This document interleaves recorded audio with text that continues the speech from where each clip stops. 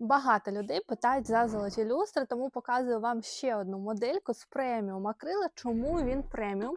Лише погляньте, яка тут товстизна цього акрилу. Виглядає на стелі прям вау-вау-вау. Плюс ще й золотий колір буде прям ефектно та акцентно. Люстра має 3 режими: світла, холодний, теплий та нейтральний.